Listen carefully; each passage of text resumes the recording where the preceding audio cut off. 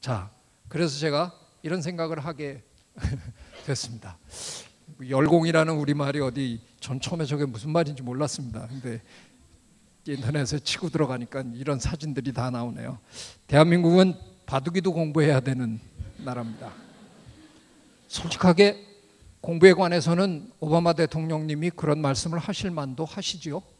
우리는 공부에 한이 맺힌 민족입니다. 전 세계에서 수학책이 팔리는 나라 대한민국 혼자입니다.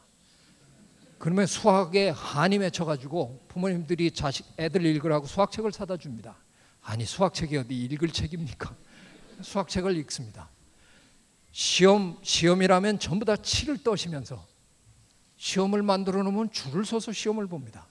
역사 시험, 그 시험을 왜 봐야 됩니까? 그 시험 봤다고 해서 크게 이득될 것도 없는데 역시를 만들어 놓으니까 줄을 서서 시험을 봅니다. 우린 참 이상한 민족입니다. 공부에 관해서는 뭔가 하지 않으면 못 배기는 그런 민족입니다. 그래서 이참에 저는 이런 생각을 해봅니다. 지난 100년을 우리가 주권을 빼앗겼다가 되찾아서 나라를 일으키는 데 들였던 시간이라 그러면 그 100년을 건국 100년이다 이렇게 정의해도 괜찮을 것 같죠? 지금 우리나라를 가르쳐서 세계 어느 나라가 야, 니네가 그게 나라냐? 나라 꼬락서니가 됐냐? 그렇게 얘기할 나라는 이제 없습니다. 우리 당당한 나라입니다. 이제는 전 세계 다른 나라들이 우리를 주목하기 시작했습니다. 그러면 우리 웬만큼 나라 모습은 갖췄습니다. 자, 그러면 앞으로의 100년을 한번 생각해 보십시다. 앞으로의 100년도 똑같이 나라 세우자 그러고 가는 건 별로 효율적이지 못하다는 생각입니다. 이만큼 나라 틀을 잡았으면 이제는 나라를 안정시키는, 옛날 임금님 시대의 얘기로 한다 그러면 태평성대를 한번 만들어가는 그런 100년이 됐으면 좋겠다 하는 차원에서 저는 앞으로의 100년이 안국 100년이었으면 좋겠습니다. 나라를 안정시키는, 나라를 건설하는 100년과 나라를 안정시키는 100년에 들어가는 전략들이 똑같을 수는 없겠습니다. 그죠? 달라져야 합니다. 우선 우리 아이들에게 지금 나라 세워야 되니까 허리띠 졸라매자, 그래봐야 졸라맬 아이 하나도 없습니다. 우리 때나 졸라매고 여기까지 달려온 거죠. 지금 우리 아이들은 풍요롭게 자랐습니다. 그 아이들에게 그런 전략을 세워봐야 통하지도 않습니다. 그 아이들과는 다른 전략을 세워야 합니다. 그래서 뭔가 우리가 새로운 패러다임을 만들어 가야 합니다. 하지만 저는 딱 한 가지만은 절대로 변하지 말아야 된다고 생각하는 겁니다. 그동안 100년 동안 교육에 힘썼던 거, 이것만은 변하지 않았으면 좋겠습니다. 앞으로의 100년도 우리에게는 달라질 게 아무것도 없습니다. 광교토 대통령님이 나타나셔서 만주로 영토를 넓혀주시겠습니까? 독도만 안 뺏기면 우리 다행입니다. 그러니까 영토 확장될 꿈꾸지 마시고요. 갑자기 우리나라에 석유날이라고 그런 기대도 하지 말고요. 그럼 그대로입니다. 그러면 우리의 전략 중에서 공부, 학문에 투자하는 이것만은 절대로 앞으로 100년도 변화하지 말아야 되겠다 하는 게 제 생각입니다. 그래서 제가 그때 TV에 저렇게 딱딱한 제목을 들고 나가서 강의를 했습니다. 대학문국입니다. 대한민국, 대학문국 그렇게 했습니다. 대한민국을 전 세계 모든 사람들에게 저 나라는 학자의 나라다, 저 나라는 학문을 숭상하는 나라다, 그렇게 각인시켜보자 하는 겁니다. 이게 잘못 얘기하면 엘리트 교육 시킨다고 또 제가 욕을 좀 먹기 시작하더라고요. 근데 엘리트 교육의 문제가 아닙니다. 대한민국 전 국민이 박사학위를 얻은들 그게 그렇게 잘못됐다고 자꾸들 신문에서는 툭하면 박사학위를 너무 많이 양산했다 이런 박사학위를 만들어내는데도 시장 논리를 갖다 들이대는 거 저는 정말 이해 못합니다. 공부는 많이 하면 많이 할수록, 넘치게 하면 할수록 저는 좋다고 생각합니다. 공부 많이 해서 손해 날 거 아무것도 없습니다. 제가 보기에는 이미 이런 명성을 조금씩 얻고 있는 나라들이 있습니다. 독일, 저 사람들이 뭘 만들면 어쩌면 그렇게 잘 만들어요. 참 기가 막힌 사람들입니다. 이스라엘 사람들, 어떻게 세상에 잘난 사람들은 어떻게 다 뒤져보면 전부 이스라엘 사람들입니까? 참 대단한 민족입니다. 최근에 이 나라가 뜨네요. 인도.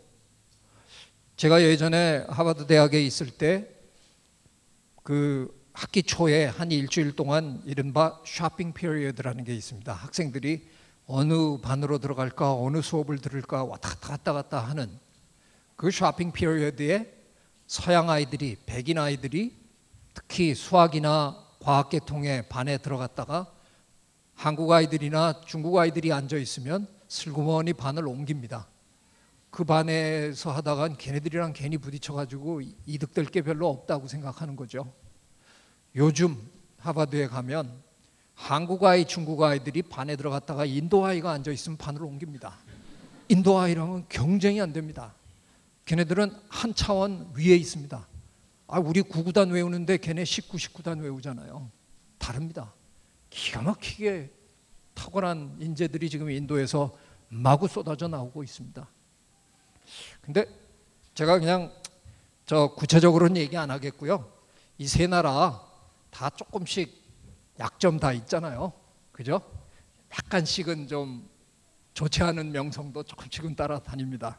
그래서 저는 우리 기왕에 대학문국 학자의 나라로 만들되 그냥 학식만 깊은 나라가 아니라 정직하기까지 하고 거기다가 마음도 따뜻한 그런 나라로 한번 만들어 보자, 그런 겁니다. 이거 못하는 겁니까? 절대로 불가능한 일입니까? 저는 가능할 수 있다고 생각합니다. 자, 요즘 우리나라 자동차를 이래 보면 참 괜찮죠? 지금 미국이나 유럽에서 들려오는 소리 들어보면 평가도 아주 잘 받고 잘 팔린답니다. 자, 이게 무슨 얘기입니까? 우리 숙제, 홈워크 제법 잘한다는 겁니다. 자동차 한번 잘 만들어 봐라, 그런 과제를 주면 이 세상의 모든 그 기술들을 다 동원하고 디자인 잘 뽑고 해가지고 이제 경쟁할 만한 이런 자동차들을 내놓을 수 있는 수준에 왔다는 겁니다. 그런데 아직 우리가 못하는 게 있네요. 숙제는 제법 잘하는데 출제를 아직 못합니다. 먼저 문제를 만들고 그 문제를 다른 사람들이 풀게 하고 시장을 리드하는. 아니, 우리 LG, 삼성도 이런 거 다 만들잖아요. 지금 주머니에 다 갖고 계시잖아요. 그런데 왜 가끔 가다가 이 양반이 청바지 입고 나와가지고 새 거 갖고 나와서 이렇게 쏙 한번 흔들면 그건 전 세계가 자지러집니까? 그러고 난 다음에야 우리 삼성, LG는 비슷한 거 만들어가지고 궁시렁거리기 시작합니다. 성능은 우리 게 더 좋은데 아무리 얘기해 본들 뭐합니까? 전 세계는 그냥 스티브 잡스한테 홀렸습니다. 저 양반이 꺼내놓는 것마다 그냥 딸려갑니다. 저 양반 또 얄궂은 얘기합니다. 그런데 저 최첨단 기술 기계를 꺼내놓고는 여기에다 인문학을 담았습니다. 이따구 소리를 합니다. 도대체 그게 무슨 소리인지 우린 사실 잘 이해 못합니다. 저 양반이 인문학과 자연과학을 접목시켰답니다. 이 기계 안에. 우리 삼성, LG가 그걸 못해서 따라잡지를 못하고 있는 겁니다. 자, 이 영화 다 보셨죠? 아바타라는 영화. 아바타를 만들어내는 제작진의 컴퓨터 그래픽스 디자이너들 중에는 한국 사람들이 여럿 있었답니다. 제임스 캐머런 감독이 이렇게 만드세요. 그럼 그걸 실제로 만든 사람들이 한국 사람들입니다. 그런 걸 우리가 뭐라고 그러죠? 하청받아서 일한다고 얘기하죠. 우리가 하청업은 제법 합니다. 그런데 우리들 중에 이 전체를 구상할 줄 아는 사람이 없는 겁니다. 저런 영화 누가 구상합니까? 컴퓨터만 잘하면 저런 거 쫙 그려내는 거지. 그렇습니까? 컴퓨터도 잘하고 자연과학도 충분히 알아야 되지만 신화를 꿰뚫어야 하고요. 인문학적 소양이 풍부하지 않으면 이런 스토리를 만들어낼 수가 없는 겁니다. 저도 이 영화 봤는데 제 분야더군요. 생태학이 전반에 깔려있는 영화더라고요. 생태학도 알아야 이런 영화를 만드는 겁니다. 제가 무슨 얘기를 드리는 겁니까? 분야에 상관없이 마구 넘나들 수 있는 그런 인재가 우리에게 필요하다는 겁니다. 제가 질문 하나 또 드립니다. 국민소득 2만 불에 걸려서 지금 못 넘어간 지가 몇 년이나 됩니까? 제 생각에 거의 10년 되는 것 같습니다. 그죠? 2만 불에 걸려 있은 지가. 제가 예전에 같이 공부하던 친구들이 지금 뭐 미국이나 영국에 다 중진 교수들인데 서로 이메일하고 어떻게 지내냐 뭐 이런 얘기 하다 보면 제가 늘 듣는 얘기가 그렇고 어떻게 사냐 그런 얘기를 듣습니다. 그 친구들보다 제가 일을 한 대여섯 배 많이 합니다. 저 지금 또 빨리 학교로 돌아가서 무슨 프로포즈를 써야 합니다. 또 내일까지 또 뭐 저 논문 뭐 내야 됩니다. 정신없이 삽니다. IQ 테스트 하면 전 세계에서 대한민국이 1위, 2위 한답니다. 아니 머리도 제일 좋고 일도 제일 열심히 하는데 우리 왜 맨날 요 모양 요 꼴입니까? 왜 2만 불에 걸려서 못 넘어갑니까? 제가 보기에는 2만 불이 가작인 것 같아요. 우리처럼 숙제만 하고 하청업이나 하는 사람들한테는 최고로 올라갈 수 있는 수준이 2만 불인지도 모르겠습니다.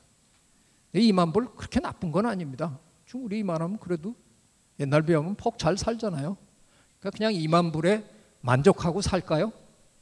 숙제나 열심히 하고 아까짓 거 우리가 뭐 삶의 질은 일단 접고 사는 사람들인데 그런 건 그냥 밀어두고요. 그냥 일 죽어라고 하고 한 2만 불 벌어서 그냥 요 모양 요 꼴로 평생 삽시다.